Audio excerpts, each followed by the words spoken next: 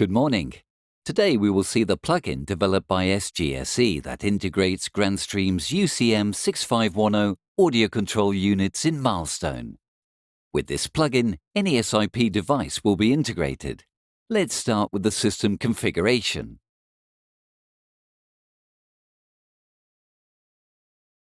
The first step is to configure our PBX with extensions and call groups. This configuration will be downloaded once the device is registered.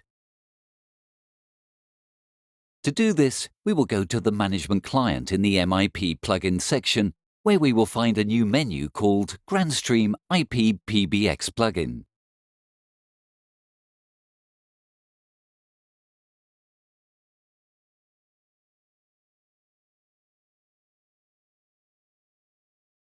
To register the PBX, we only need to enter the data that appears on the screen.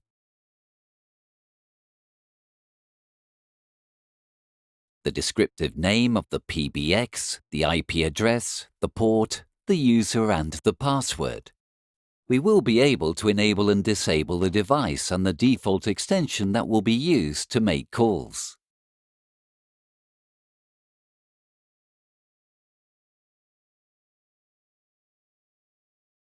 In addition, we can make some additional configurations. Within the Management Client Tools tab, under Options, we will find a new tab called Property.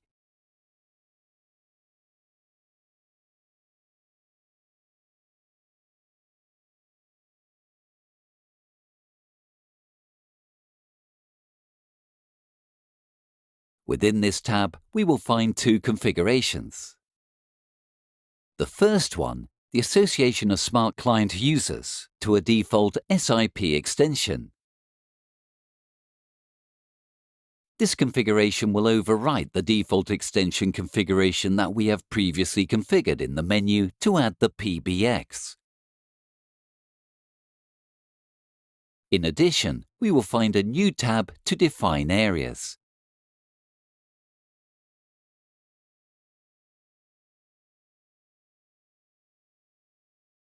These areas will be groupings of extensions that will make it easier for the operator to manage them.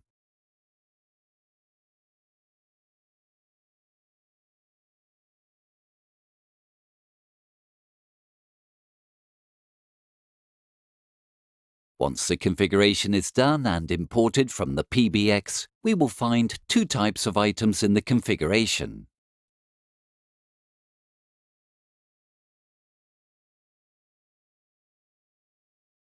The first thing you will find are the call groups, which will allow you to launch pre-recorded messages or live calls.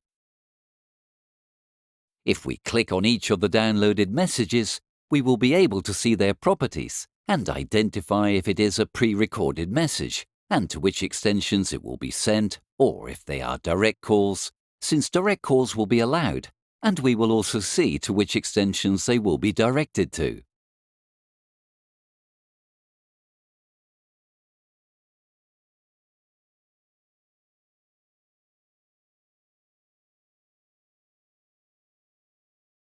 We will also find the items of the extensions that currently exist in the PBX.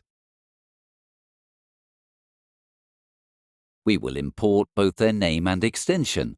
Users will also be able to configure the type of extension, which will involve a change of icon on the device in the plans, in order to quickly identify what type of SIP device we are using. A soft phone, a conventional SIP extension, an intercom-type SIP device, a speakerphone, or a speakerphone with microphone.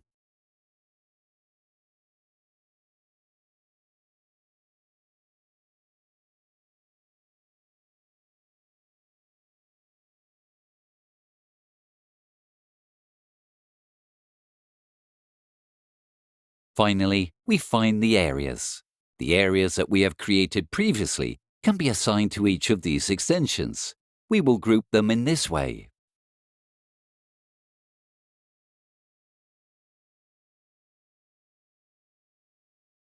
Once the system is configured, we will go to the operator interface, the Smart Client. Operators can manage the system from the plans or from two new tabs that will appear at the top of the screen.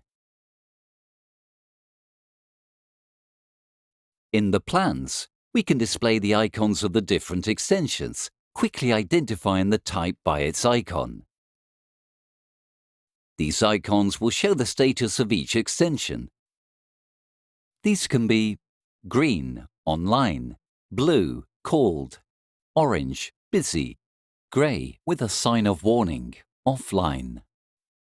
By right-clicking with your mouse on each of the extensions, you can initiate a call.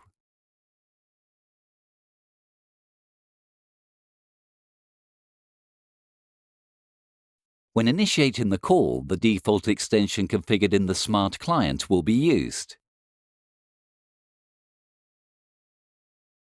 Once the call is made, the extension will ask for confirmation of the call on the extension itself.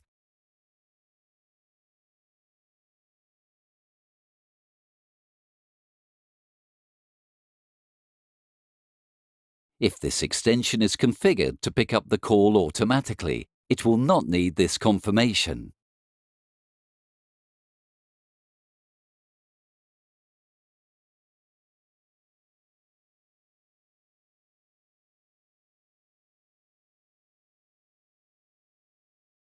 If the extension is of the intercom type, when the call is made, an event will be generated that will trigger events or rules in the system.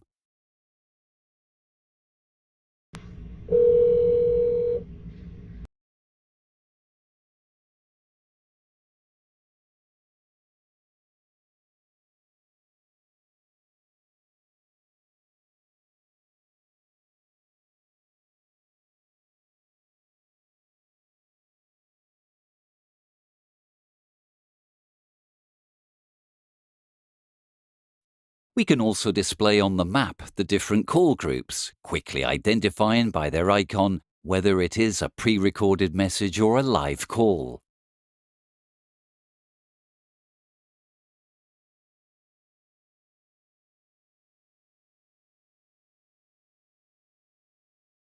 These icons will allow the pre-recorded messages to be played from the same plan or to make calls to groups to make live speeches.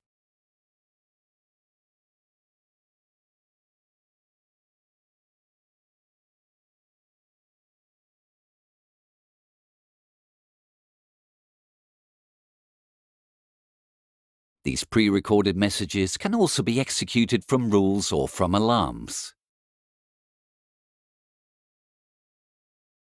The main purpose of the two new tabs added to the Smart Client is to make it easier for the operator to manage the audio system.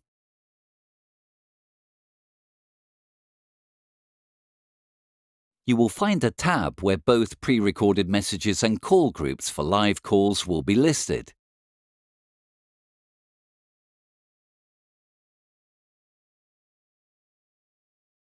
Clicking on the Play button next to each message will play the extensions listed under that message. In the same way, by clicking on the microphone next to the call groups, we will be able to start the live speeches on the corresponding extensions.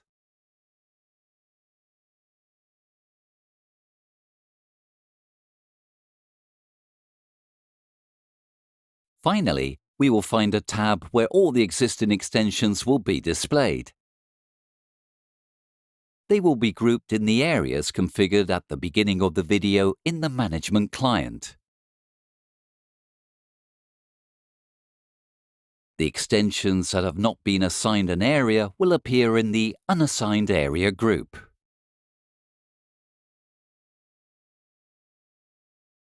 All extensions will show their status, and calls can be initiated by clicking on the icon of each extension.